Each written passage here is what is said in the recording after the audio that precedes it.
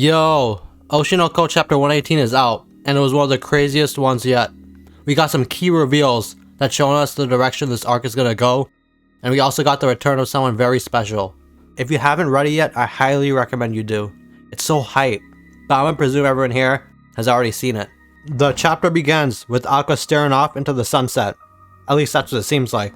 He seems to be lost in thought, with this black star and gun active. I wonder what he could possibly be thinking about. And you know what? Guess who asked him that same question? The damn crow girl. She's freaking back with 7 crows around her.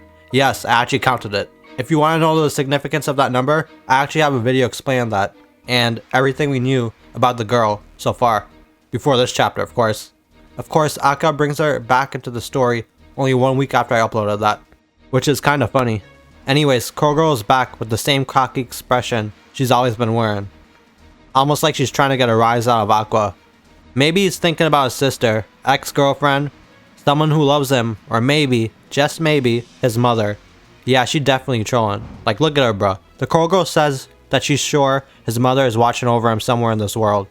Maybe as a star. Interesting choice of words, right? Aqua ain't having any of it, and he says, "Get lost, you pest." He doesn't want to hear a single word from her, almost like they've spoken before. The Crow Girl asks Aqua why he seems to hate her so much. Did she do something wrong? And then he pretty much reveals that they did speak before. And she told him then that you can't find I, Hoshino, anywhere anymore. Aqua repeated that line word for word. He thought I might have been reincarnated into the world just like Ruby and him were. It's actually a pretty popular theory, and this either debunks it or Aqua is just trying to throw us off.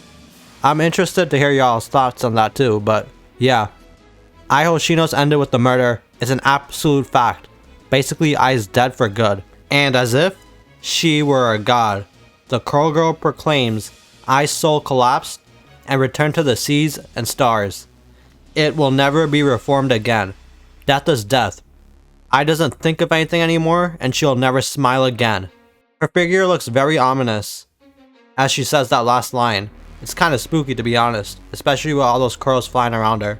If she's a deity like Yadagarasu, I wouldn't be surprised, honestly. However, Aqua asks another interesting question. Did the Crow Girl tell the same thing to Ruby? Okay, so he definitely knows the Crow Girl has spoken to Ruby. That's insane. The Crow Girl is actually impressed with Ruby since she didn't even have to tell her all of this to get her to play her part. What that sounds like is Ruby was actually manipulated by the Crow Girl to seek revenge. That's also something I suspected in that Crow Girl vid I mentioned earlier.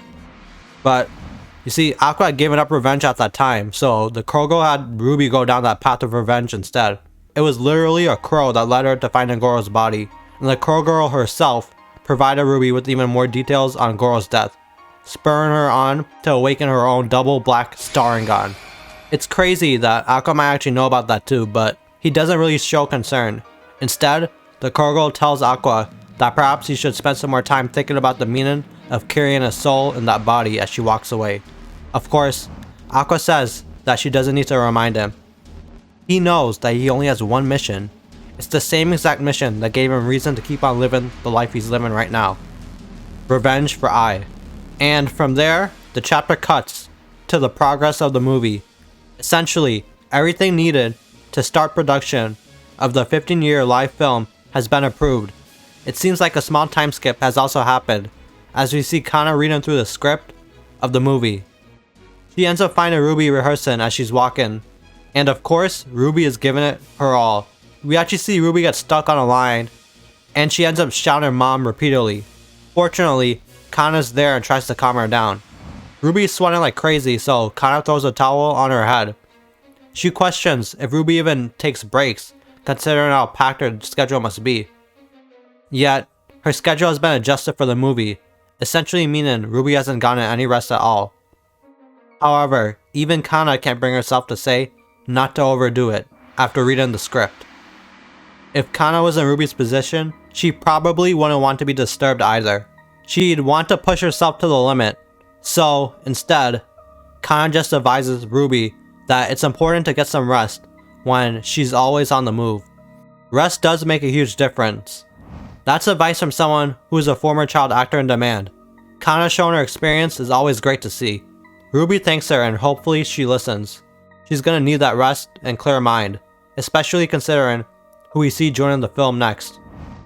The last thing we see in the chapter is someone introducing someone else to Kaburagi, Miss Tendoji from the advertising agency. And guess what? Tendoji was Serena's last name, which means that woman must have been Ruby's mother from her past life. That's actually insane. Aqua is cooking, bruh. The development for Ruby in this arc is gonna go crazy, especially once she meets her former mother. After all, that woman had essentially abandoned Serena at the hospital and wasn't even there when she was dying. Ruby is already hell-bent on revenge, so I can definitely see her wanting to bring that woman down too. Or at least, learn more about her former mother.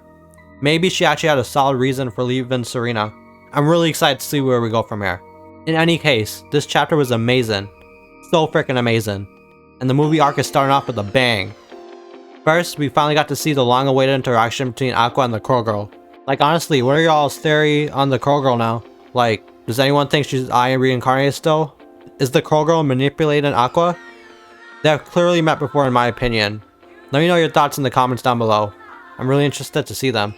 Anyways, thank you everyone who watched this far. I'd really appreciate it if you could subscribe, if you're not already.